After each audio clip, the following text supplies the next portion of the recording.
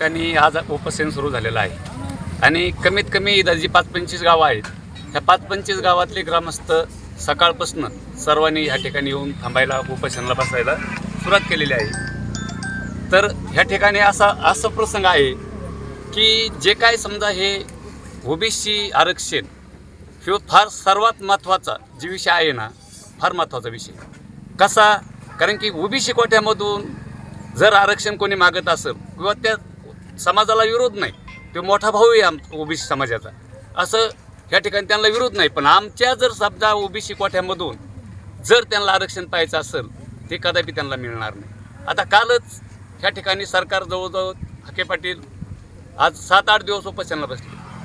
काय सरकारने उपोषणाची काय दखल घेतली ती हाके पाटलांची? काहीच नाही, त्यांच्याकडे कोणी डोकून सुद्धा पाहिलेलं नाही। आणि त्यांना समर्थन म्हणून आज हे 5-25 गावातले जे सर्व कार्यकर्ते ह्या ठिकाणी ग्रामस्थ जे आलेले आहेत तर त्यांना हे समर्थन म्हणून पाठिंबा आहे। कालच पहा तुम्ही पंकजाताई गेलत्या, धनंजय भाऊ मुंडे गेलते, सर्वांनी त्या ठिकाणी जाऊन त्यांना भेटी देऊन सरकारला पण त्यांनी सांगितलेलं आहे की यांचा कुठंतरी विचार करा आणि ह्या विचार चांगल्यापैकी केला तर चांगलं राहील, नाही तर याचे परिणाम सरकारला खूप वेगळ्या पद्धतीने भोगावं लागते ना।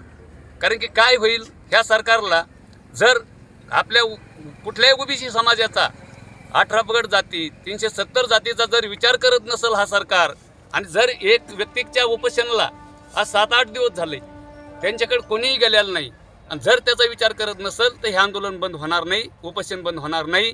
ह्या सरकारला कुठल्याही ठिकाणी याचा विचारच करावा लागेल। याचा जर विचार नाही केला तर याचे परिणाम सरकारला 100% भोगावं लागते आणि ओबीसीमधून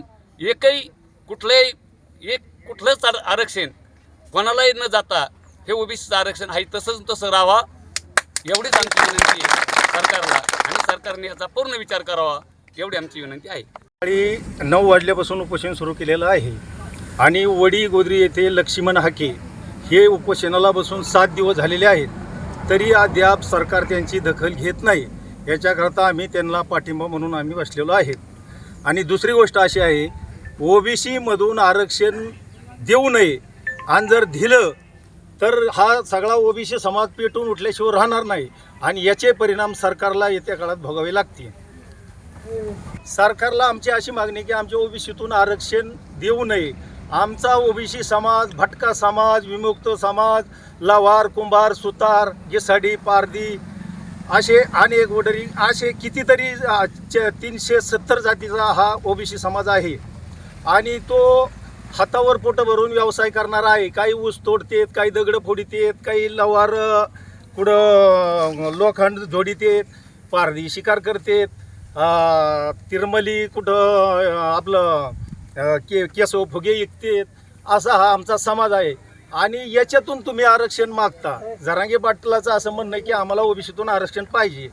आमचा काही समाज मुंबईच्या फुटपाथवर भीक मागून जगत आहे, आणि त्याचं तुम्ही आरक्षण मागता, त्याच्या ताटातलं तुम्ही मागता, म्हणजे हे तुम्हाला किती ज्ञान आहे ह्या गोष्टीचं हे तरी तुम्हाला कळलं पाहिजे, मागावं काय नाही काय।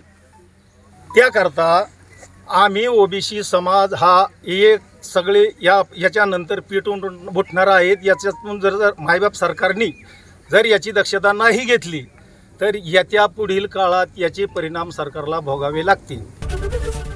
एबीपी माझा, उघडा डोळे बघा नीट।